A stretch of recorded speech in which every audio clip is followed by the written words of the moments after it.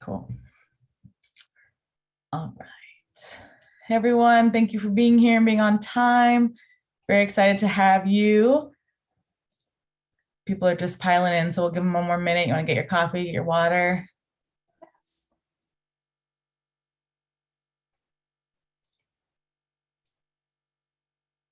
What a great group we have today. Yeah. All right. Hope everyone is having a good Friday. Hey, Yvette, thanks for shouting out where you're from in the chat. Great, great, great. All right.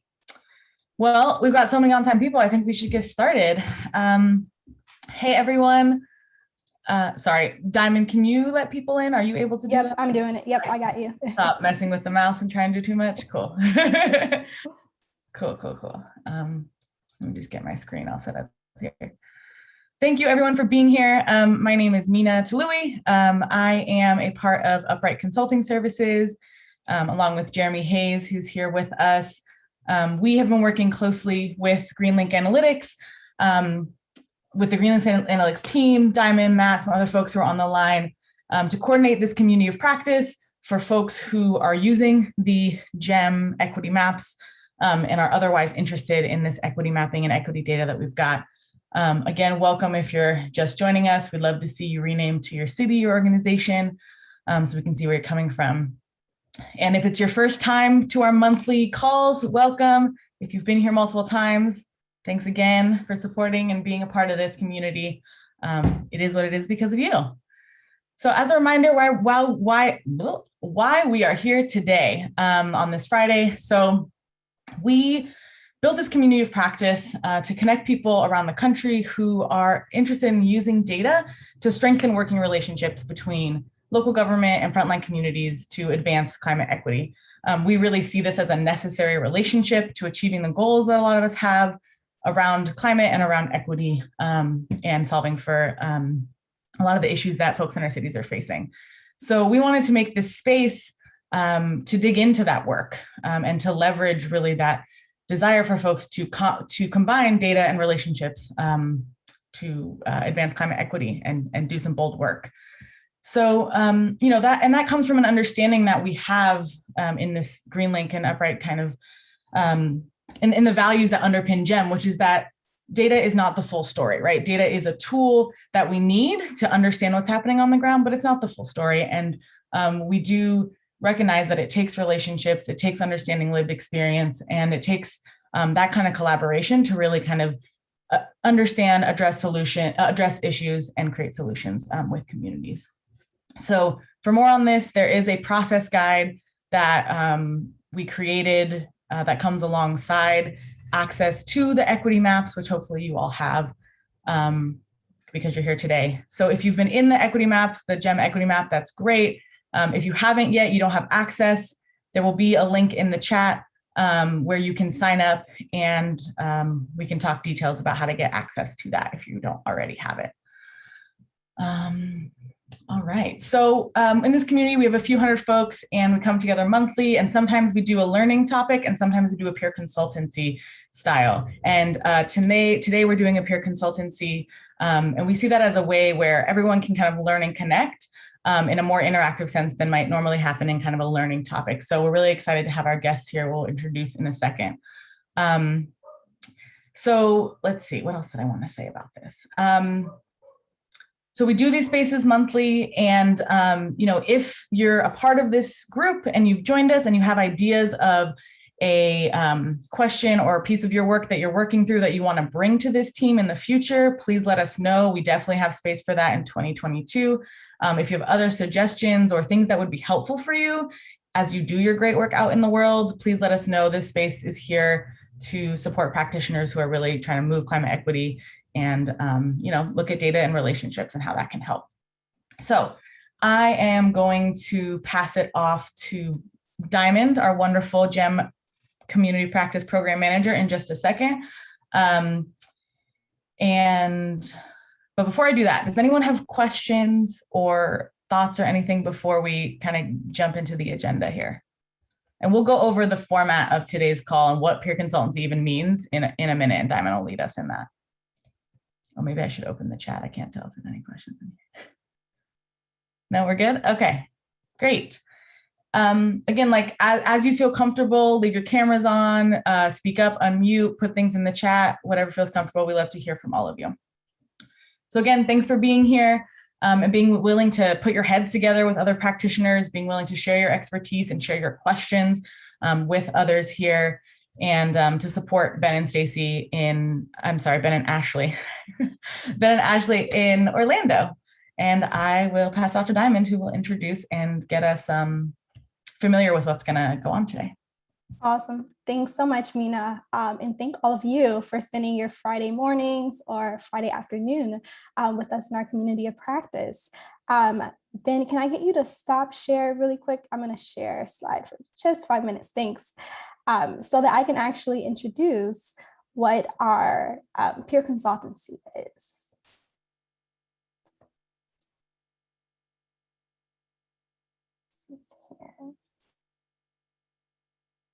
Of course, it's giving me a little bit of issues.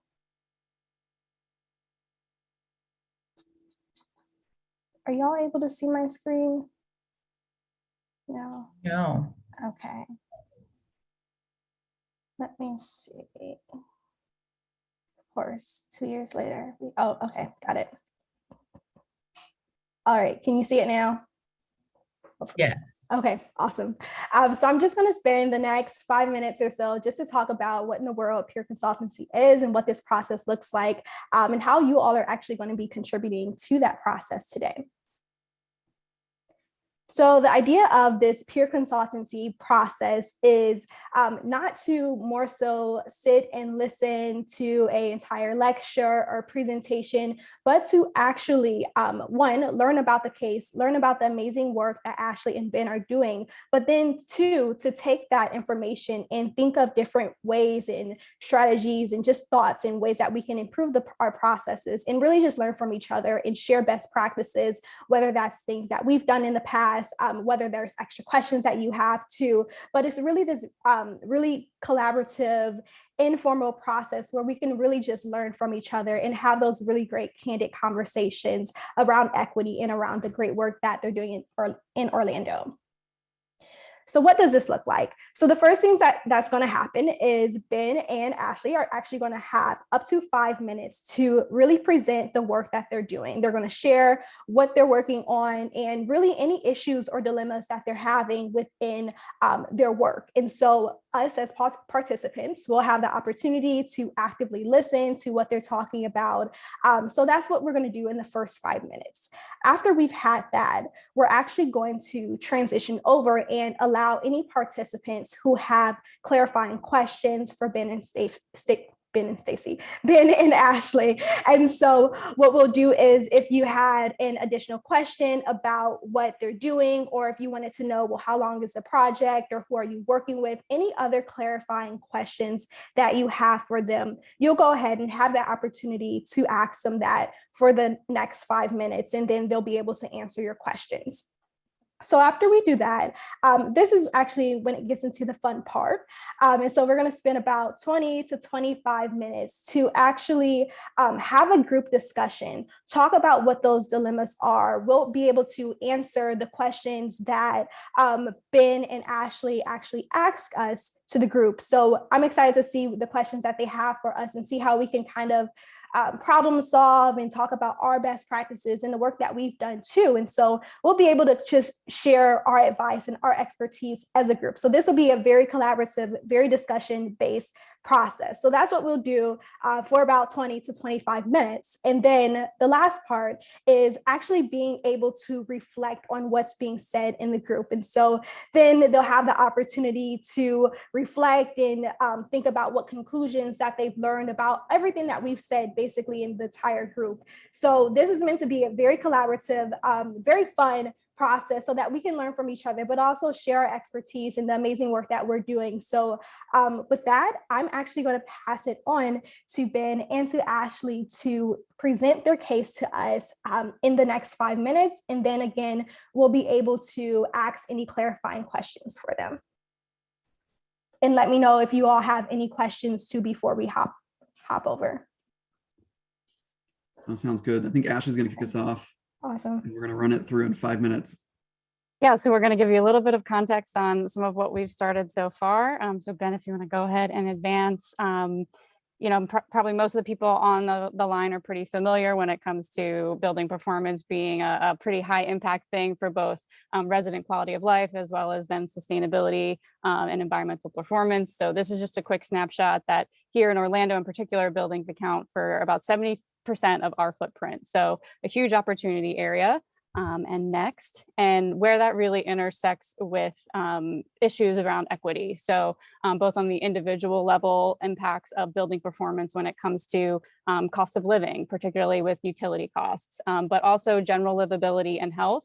And then even more an ever-growing concern when it comes to resilience, right? And climate change and the impacts that we're already starting to see in terms of heat, here in Florida, hurricane resilience and severe storms, flooding, things of that nature. And then where that accumulates in a cumulative way around community impacts. So pollution, emissions and climate change, and then overall resiliency of the community. And so the previous slide and this slide are showing two ways that we've kind of sliced and diced in partnership with GreenLink Analytics on our GEM study to look at energy burden in the city of Orlando. So that was sort of like a first step for us to do an initial assessment and identify where those most vulnerable places are within our jurisdiction, many of which are, kind of directly aligned with those parts of our city that are also the most vulnerable from a low income perspective. I'll just add in, so this is a population by race with white population in green, and then energy burden. And you can see just in the GEM tool, the inverse relationship there. So we can kind of start to really associate the correlation with race and energy burden. Absolutely. And so we're looking at, solutions for how we can drive continued efficiency gains, conservation, and then obviously where that will dovetail with improving equity across our city. And so one of the ways to do that is potential BPS, a building performance standard. So a policy that would just set parameters for buildings in terms of how they need to be performing from an energy and possibly water standpoint. Definitely something that we're looking at. So I'll turn it over to Ben to talk about the effort that we've recently kicked off. Yeah, so we're trying to lead this with a community-based approach. And one of the models we're looking to is this spectrum of community engagement to ownership, and looking at shifting from really kind of our starting point of informing and consulting with the community, but really shifting towards more of a collaborative approach and deferring to the community to delegate power and create community ownership. It's a great tool. Parts of these elements and the GEM process guide for city community partnerships, we're also integrating these elements into our work. So identifying impacted communities that we just talked about, identifying community-based organizations to work with, setting goals together, kind of all of these different elements are starting to show up in our work. The way we've structured these relationships so far, the Office of Sustainability is working with community-based organizations, so PODER Latinx and NAACP, as well as external partners like IMT and GreenLink Analytics to help us dive into some of that data, technical support on BPS policies and engagement, creating baseline assessments of building stock and forecasting those impacts.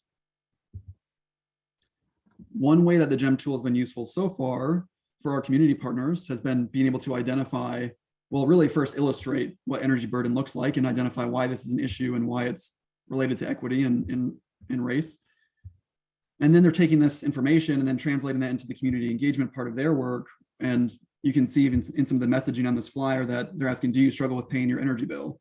And they're actually going out to those communities and those neighborhoods that have high energy burden and doing door knocking and speaking with residents and trying to target those areas to be engaged in this process. And going even deeper into this, we're trying to shape the policy parameters around what is important to the community. So one of those key policy parameters is a size threshold.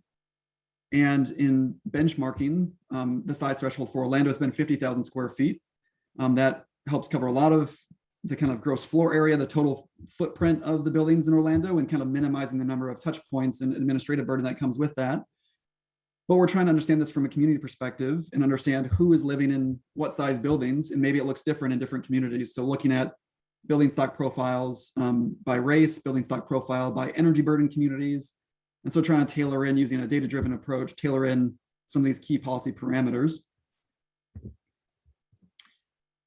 And then lastly, so trying to pose a couple challenges here that we're facing in resolving with our partners and kind of just a growing experience together. I think through this process, we're learning on really how to align expectations and our goals, reconciling agendas and approaches, really understanding clear roles and defining clear roles for all of our partners. Some of this is technical, some of it is facilitation, some of it's mediation, or even being a conduit to the community or being a valuable resource in different ways. Navigating complex process flows. So there are a lot of different pieces, work streams that we've identified that are all kind of flowing into one another in different places. And how do we develop an integrated process with the community? And can we identify points for that power shift to occur, and really needing to understand where the decision-making is happening and where the power is resting right now.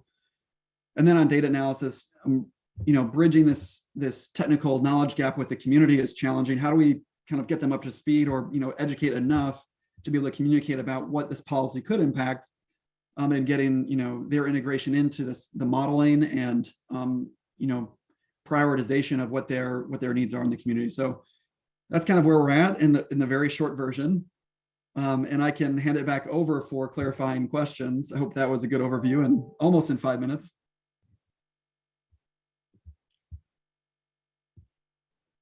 Great, thanks so much.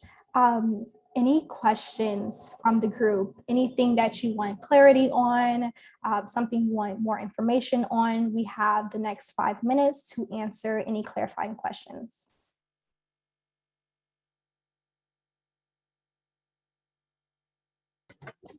This is Vin Mason in Portland. I have a question for you. I think we're twinning in our work, by the way. I know that we've had some overlap with our community organizations too. Well, on size threshold, you're looking at 50,000 square feet on up, and we have commercial benchmarking here in town too that has a similar threshold, 50,000, and then also one that phases into 20,000. But when we're meeting with our community groups, even sharing like the idea of square feet isn't resonating, and their needs seem to be more based on rental housing that's the most affordable. So market rate, kind of unregulated affordable housing. And it tends to be all underneath 20,000 square feet. So like for administrative ease, the city loves like 20,000 square feet and larger, but then for community needs, we're hearing a very different message, and it might even be like single family homes. I was wondering how you all are addressing like the size issue, building size threshold. It's a great question. And so we are trying to dig into it. I'm working with GreenLink Analytics and with our Orange County property appraiser to really take a deep dive into how these building profiles look different in different communities. These are preliminary results. We actually have run into a big data hurdle that we're working on resolving. And we think what we'll see is a big shift from the bigger buildings into smaller segments, like you're saying, because right now the multiple buildings are aggregated into one. We're trying to disaggregate. So this data process is going on in the background with GreenLink Analytics right now. So yeah, we also anticipate that coming. We haven't quite gotten to that part with our community engagement yet. So we're hoping that we can identify, hey, if they are, if high energy burden neighborhoods do look like it's skewed in this direction, that it's, 10 to 20,000 foot buildings, let's make a policy that addresses that and try to identify what the administrative hurdles would be. Because it would probably increase the number of touch points by thousands, right? I mean, pretty significantly. But glad we're also, we can start collaborating a little bit more as we go through these challenges together. Ben, sorry, do you mind if I jumped in there for a second, Ben? Yeah, please do, Matt. Are you finding something that's working better to communicate with your external stakeholders and with community in that, like, and are you missing information there? Like, is it stuff around what the residential housing stock or how much affordable housing is available in specific areas? Like, what are the things that you're finding them kind of looking for that's, I understand that a building being 30,000 square feet may not resonate with a lot of folks, or they may not even have like a real conception of what that is. I know I didn't understand that before I was working with Atlanta and trying to draft their benchmarking law. So I'm just curious as to like, if you're seeing progress being made with a certain type of framing right now, or if there's gaps that are like stopping things from moving forward.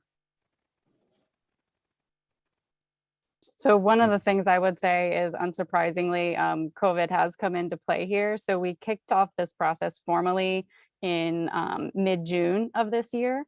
And so some of the sort of original outreach strategies that the community partner we're working with had mapped out, have kind of had to get recalibrated again based on the Delta surge and things like that. So that's a really great question, and one of the ones that we're still kind of just getting more information around the answer to. But that has kind of been a very common theme in our ongoing conversations that Ben sort of alluded to, is like, what is this language that's going to best work in terms of how we're working together as partners in this effort, and then how that is extended into the community. And are there variations of that, or is there kind of a way that we can evolve into something that's more shared across all of those different stakeholders? Yeah, just to briefly reiterate, I think that communication, how do we, coming from our very technical position, even when I think, from a personal standpoint, even when I think I'm communicating something, removing as much jargon as possible, it still is very jargon based. And like, how do we really break this down to the core issue, right? The message that resonates, and we're trying to get there. And I think our community partners are really helping us do that, kind of coming from like, what does this even mean? Like, if we don't understand it, the community's not gonna understand it. So how can we kind of start speaking the same language? I saw a question in the chat from Justin, former boss of mine in Detroit. I hope you're doing well, Justin. Would the policy provide any sort of financing or funding for lower income housing, I think is the gist of the question here. And the structure of a building performance standard is that there would be a penalty for non-compliance in achieving some specified level of performance. And that pool of funding that would be generated could be used to support low-income housing retrofits. It could be used for a variety of things. And we're trying to, I think that's a little bit downstream yet for us, and trying to assess, kind of community-led, where they would like to see that pool of funding go. Or if there is a different revenue stream that should be coming in to finance these projects.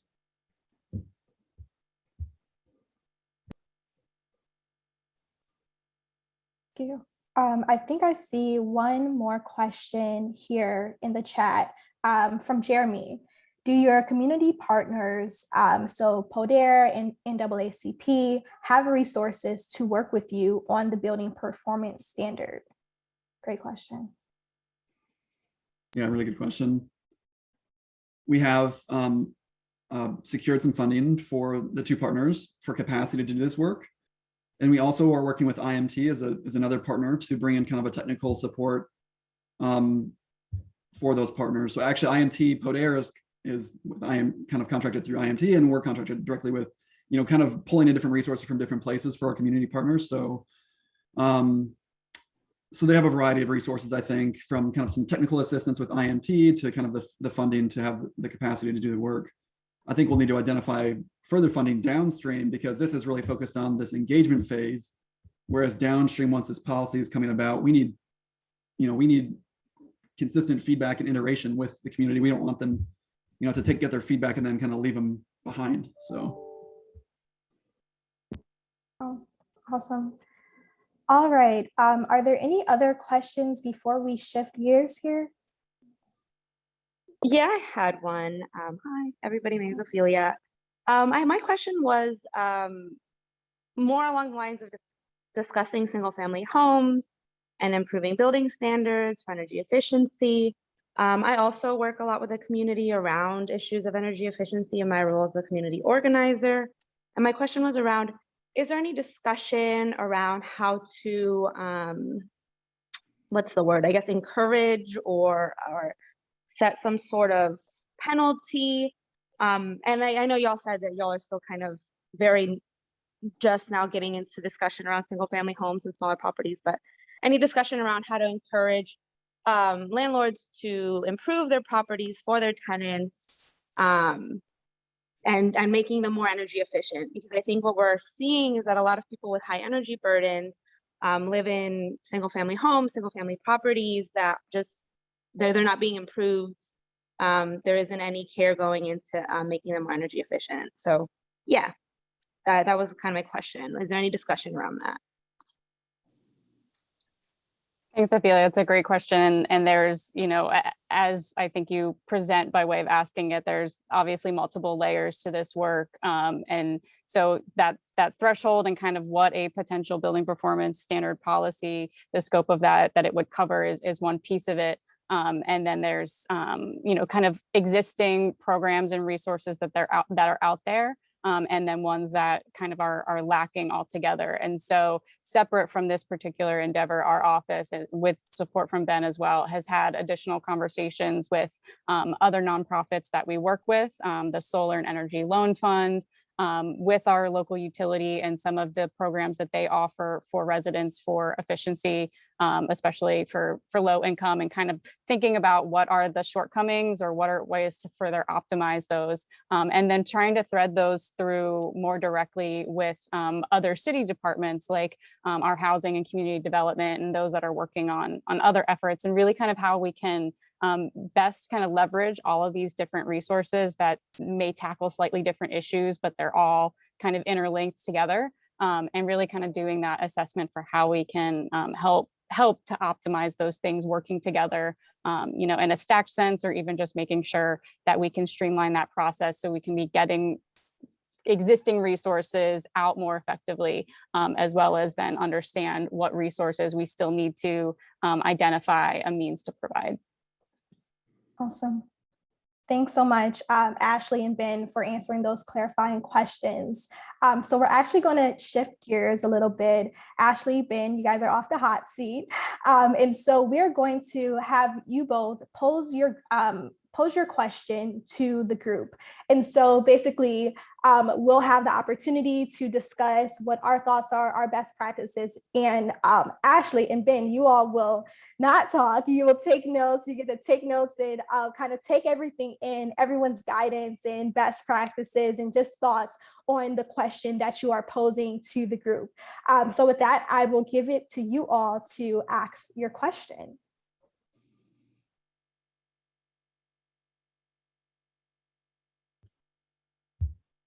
I guess I would pose a question around, or maybe a general question around, how do we effectively bridge that technical gap in communicating with our community members through our CBOs, and integrate our data into that process, kind of transcending all these layers of complexity to reach the community and do it in a data-driven way. I mean, I think we're trying to do that with our building stock profiling, but are there effective methods out there that other folks are seeing, maybe in different policies or programs, where they're bringing something that's complex into something that can be data-driven, but also how do you do that in reaching down into the residential level of, you know, individuals that are in the community? That's a great question. Oh, go ahead. Oh, I was just gonna say, if any clarifications around that question. I know it's a little bit broad, but.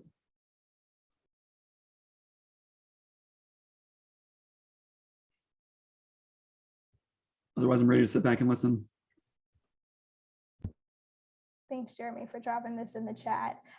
Yes, so how do we bridge this technical gap with community, effectively share information that is complex and data-driven, but accessible to community members with lived experience that is essential to designing the policy? Was that right?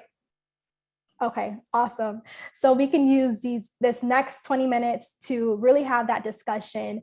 So any participants here, what are your thoughts? Do you have answers to this? Have you seen this same issue come up in your work? What advice would you give Ashley and Ben? And feel free to unmute yourselves too.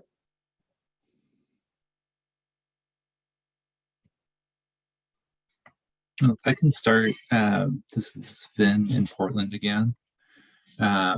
So thanks for the plug, Jeremy. There's an opportunity on October 21st to hear directly from the community organizations that co-lead the work with the city of Portland. And to hear in their words, I think it's a great question too. I think they'll probably answer that question from their perspective. But this is a huge question, you know, and what the approach that we took was really to have some anchor partners that are leading on climate justice, and wasn't just about organizations, about there's individuals within the community that are within community-based organizations who are very well versed on energy and climate issues. And so bringing those individuals together, keeping them at the table with funding that's adequate.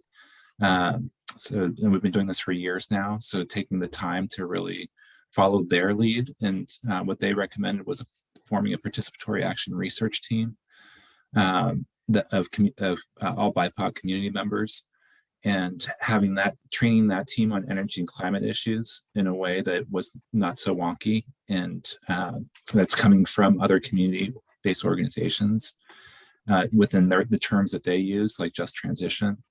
And then the team now has like a foundational basis. And then they planned a community forum that was also all BIPOC attendees. Myself being a person of color, I was also a part of that too, but I'm a participant, not necessarily like leading the activities. And it's very interactive. So having them kind of figure out, like, this is the way that we think that our community can learn this information best. And a lot of that was like discussions, and there's a lot of knowledge within the community as well. But it might be, there might not be like one or two people are holding it all. It's like, it's many different people. So we had 50 people in a room that were all just sharing around specific energy issues and questions that would come up, and learning from each other. And then getting to like a question like, okay, so knowing this, how do we address the split incentive around energy efficiency? What are the community needs? And the city would feed data like energy cost per heat map, just like from GreenLink, along with like vulnerability risk of displacement, which is also some GreenLink maps related to that. But that was just like to lay some background information. What we really needed to hear was the lived experience that would come out of these discussions.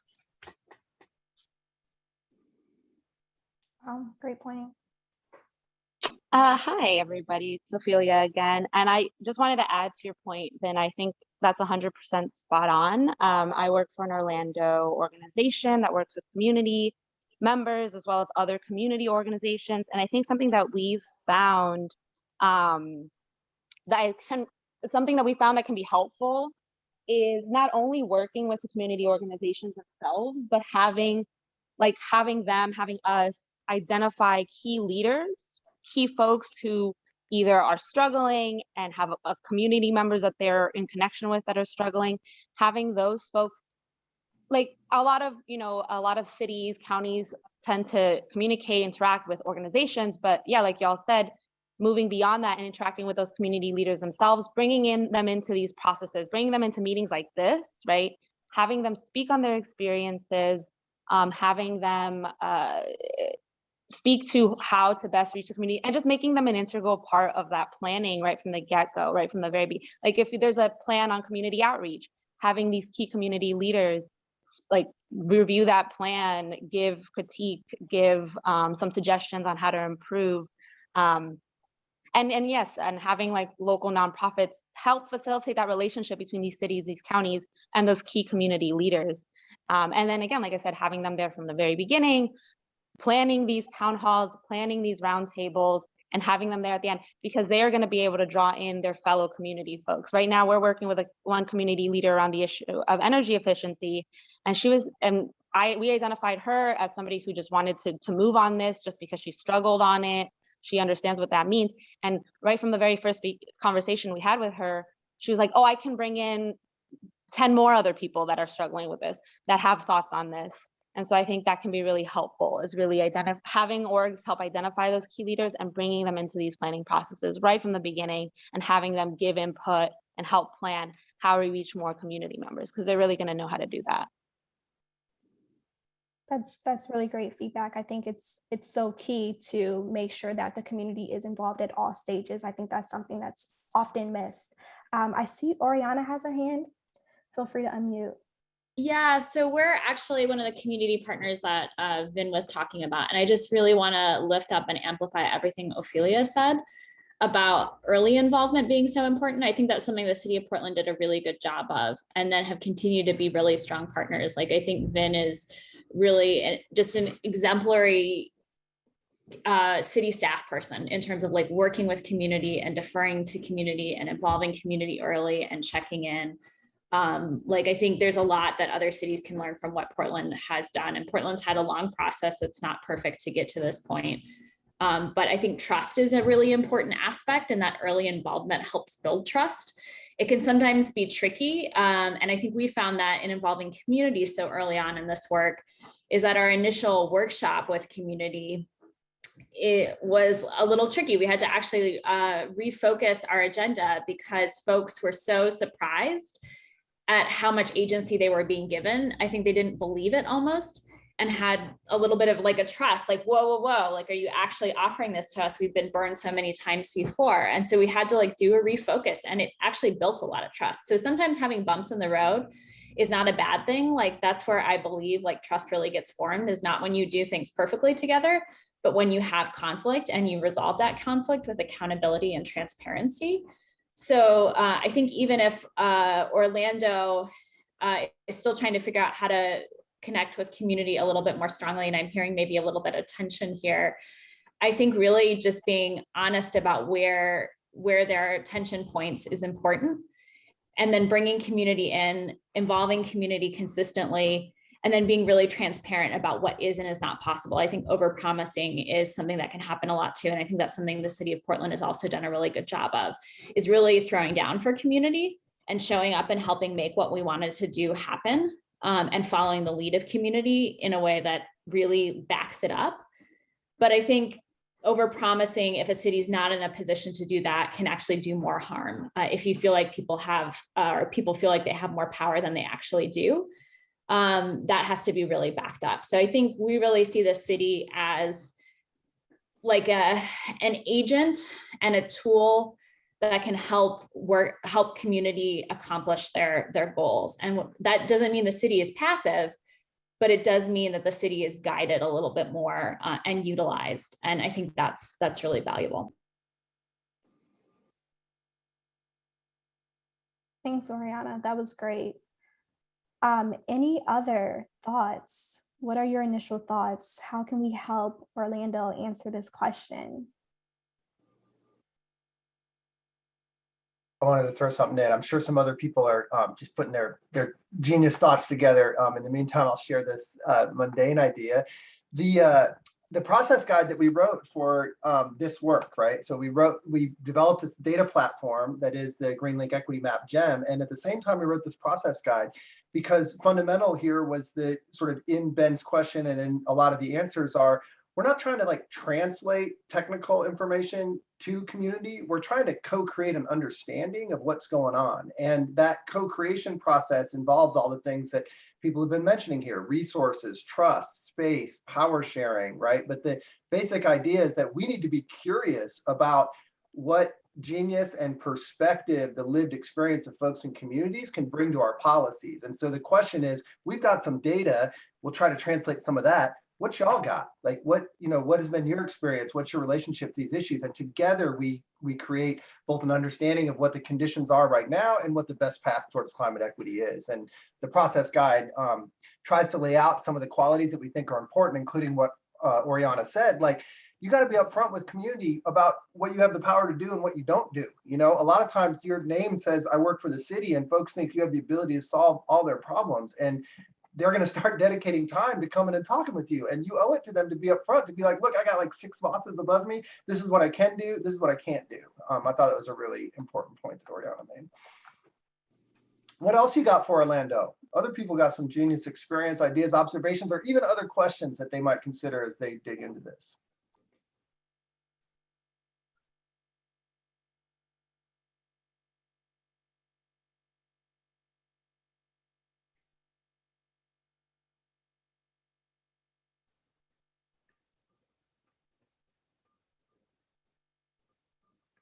Any other thoughts, questions Ben or Ashley should be thinking about?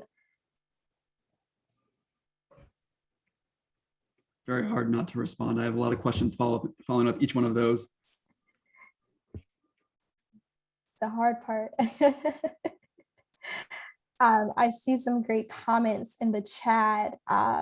Oriana facilitated the BIPOC participatory, let's see, oh, I just lost it. Oh, research team training. Awesome. That's really great. What about this process excites you? Do you think that there's any improvements that Ben or Ashley could make in their process?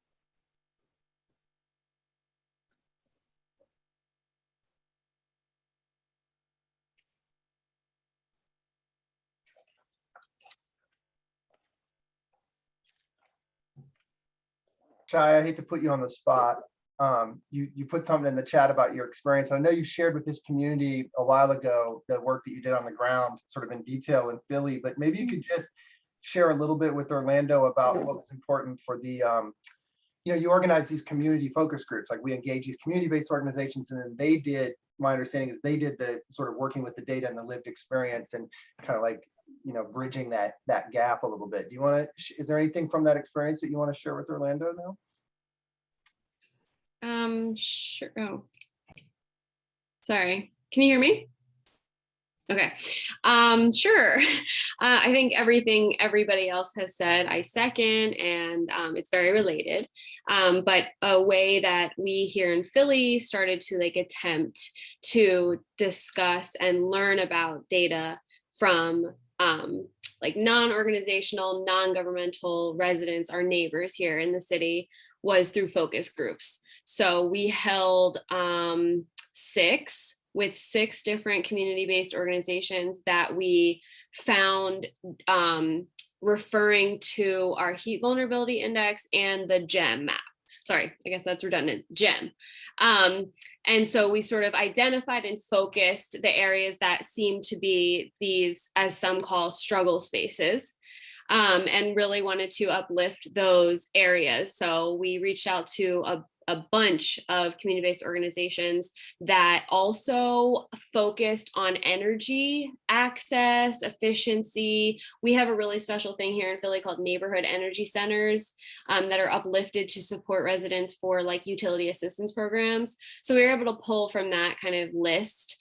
And we also had a requirement that they had to be a certain type of organization, right? So smaller in nature, they had to be employed by folks who live in the community that they're stationed. And we had certain thoughts about kind of the salaries and the board that represented these, and it wasn't perfect for all of them, but there were a few that we found because of those requirements that we tried to find to really uplift those that are making this gigantic impact that don't typically in our city have much support. And so we started the relationship with the community-based organization, and that alone was a huge step for us, and sort of came to them with proposed options, right? Here's a proposed agenda for the energy burden focus group. Here are some things we want to talk about, right? Here is what we might agree on together. And it was all suggested. And we were very much so encouraging them to edit it, anything that didn't feel right for them, and just kind of have as much agency as we possibly could throw out there. Most of them were pretty down with the way that we structured things. There was one that wanted to change things, and so we did. And then we gave the option, I'm happy to facilitate and be there with you. And then you can know me and you can know my face. And just like Jeremy said, I was very honest that I am levels down from, huge organizational change that I could enact for the city, but that I would take everything that they told me and continue to uplift it. So I think that was helpful for residents. I also just shared really honestly that I'm also a resident. I also have high energy burden. I'm experiencing a lot of things too. What are you experiencing? So just really trying to really almost connect on a level that you might with friends, but being able to maintain honesty in that way. So that's how we started out. And then we asked the CBOs to pull in some residents that they either knew who were on their board, or just to work on recruiting folks. So I, put myself out there. I can help you with that. We can go door to door. I'm willing to do whatever you want to do. But many of them actually already had a list of folks because they do provide utility assistance. And so they had a list of people that sort of signed up for workshops or came in to get help with LIHEAP, for example. And so that was really helpful because that was people who were like very much so experiencing this energy burden, and already sort of knew the CBO that they were working with. And so there was like a little bit of trust, for some very tight trust. Others didn't quite know and they were willing to try it out. And then we offered compensation, of course, for both the CBOs and the participants. That's hugely important. So if you don't have that budgeted, you must add that to your budget. We had it that it was $50 a focus group. We had 3 focus groups per group. And it was about an hour, 15 minutes that we asked of their time. We also worked with each group about what time was best to meet. And then during the kind of like focus groups, or, you know, you can call it workshop, whatever you want to call it, right? It's really just talking together. I ended up actually facilitating most of them. That's what they asked me to. And then we talked about ground truthing. So for like building performance, you could ask questions around like, how well does your AC work? You know, things like that. We asked things like that and started to bridge little pieces to our building, like performance and conditions in Philly. And we were specifically looking at residential. It was very clear to us that there was pretty much no point in talking about anything else than people's homes. So that's different, right? That was a little bit more already like what people wanted. And I hear you in that. That's what people want.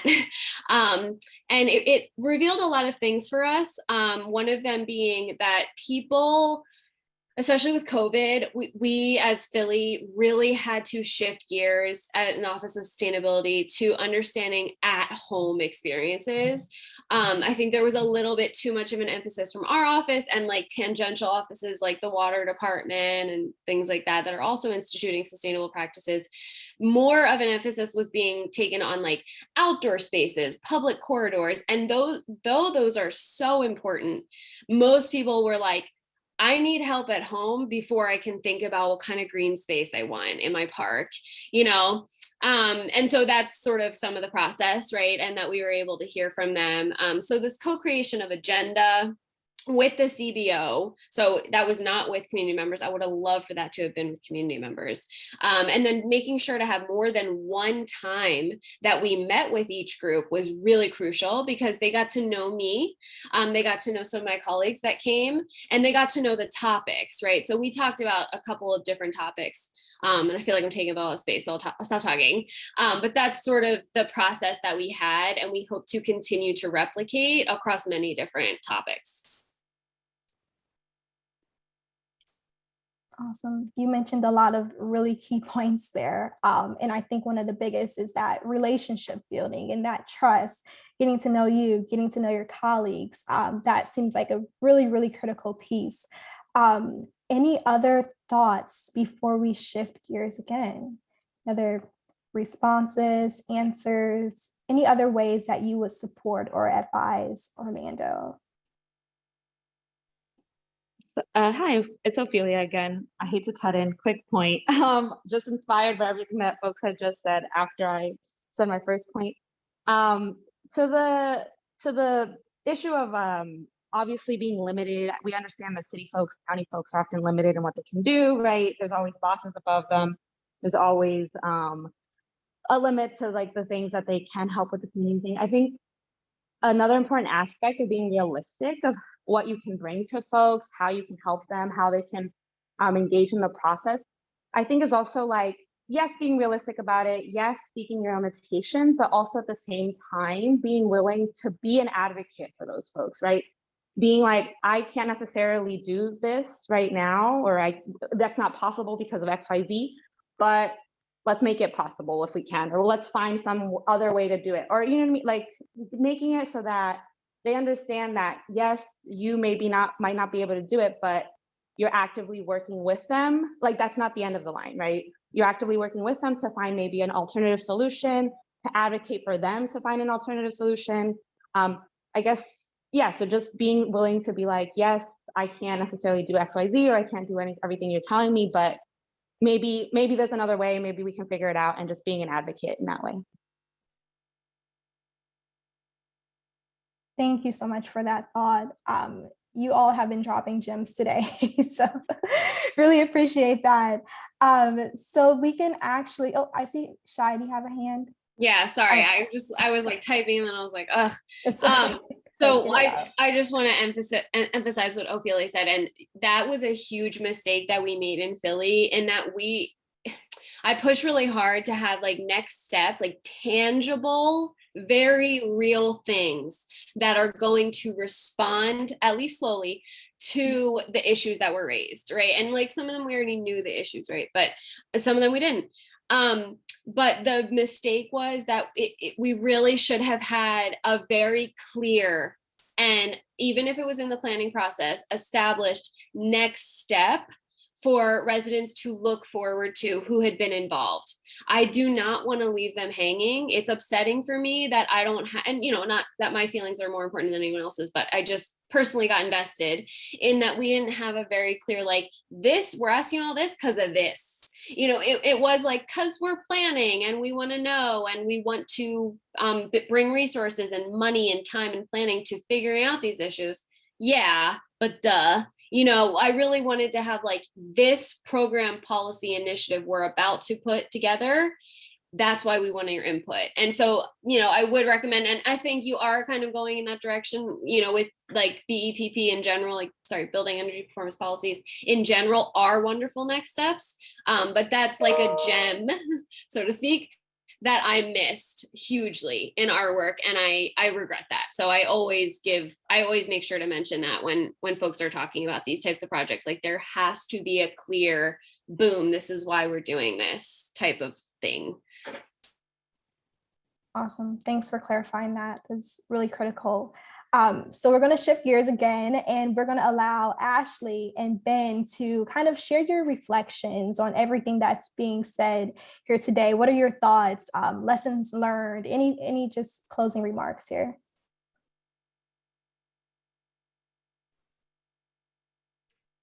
I think, a lot of the things that I heard today were, I think, to some degree, affirmations of some of the like debrief conversations that we've had internally as part of this process. And, not to say that it's obviously still kind of a learning and growth endeavor, but kind of just seeing and hearing that some of the lessons we've learned along the way have been shared by others in this group. Some of the considerations we have to make sure are front of mind, and how we really bring that to life in the process.